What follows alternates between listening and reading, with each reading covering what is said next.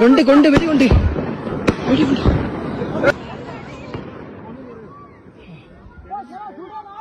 എന്തൊക്കെന്താണ് video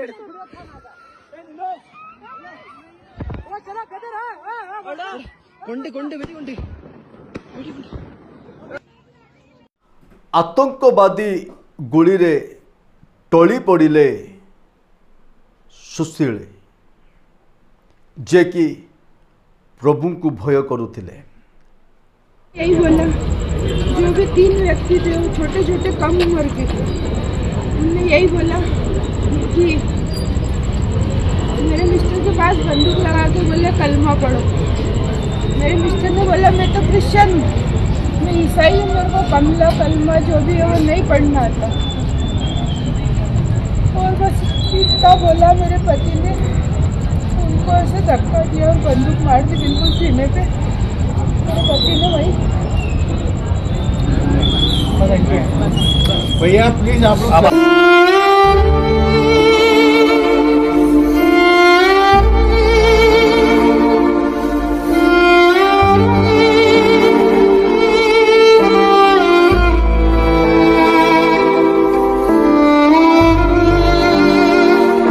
मरण तांको सम्मुख मध्य अच्छी किंतु जीशु को से त्याग कले ना। प्रिय प्रभु लोक मैंने आज मु आपको कहवा को इच्छा प्रकाश करे ईश्वर वाक्य सकाशे ओ आपना साक्ष्य सकाशे जो माने निजर प्राण त्याग करिसंती से मानकर आत्मा वेदी तले रुहे जहाँकि प्रकाशित वाक्य 6 पर्व तार 9 पद मध्य एपरि लेखा जाए मेसो शावक जेतेबेले पंचम मुद्रा भांगिले सेतेबेले जो माने ईश्वरंकर वाक्य सकाशे और सेमानकर दत्त साक्ष्य सकाशे हत होइतिले सेमानक आत्मा को मु वेदी तले देखिले। पात्म नामक द्वीप मध्य जहन दर्शन देखुंट आउ से दर्शन मध्य पंचम मुद्रा मेसो शावक भांगिले। आगे से पंचम मुद्रा एपरी थिला जो माने ईश्वरंकर वाक्य सकाशे एवं जो माने साक्ष्य देथिले।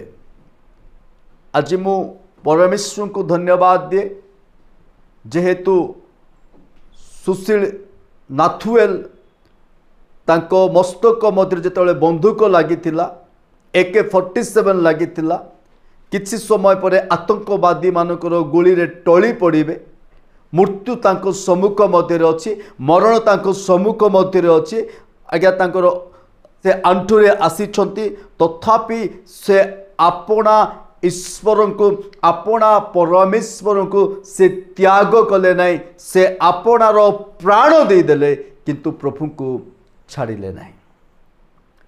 एपरी ख्रीष्ट को भय करिबा ख्रीष्ट को पाइथिबा परमेश्वर को भय करथिबा व्यक्ति मध्य अछंती। तांको परिवार वर्तमान दुख रे भांगी पड़िछंती। आमे तांको पाई प्रार्थना करिबा तांको परिवार को प्रभु शांति सांत्वना दियंतु धैर्य दियंतु। आज्ञा से व्यक्ति जने उत्तम व्यक्ति थिले से जने कर्मचारी थिले लोकन को सहायता करथिले एवं से छुट्टी रे जायकी भुलाबुली करुथबा समय रे एपरि घटना घटिला। आमे एटी गोटे विषय आमे शिखि पारू प्रत्येक ख्रीष्टीय व्यक्ति माने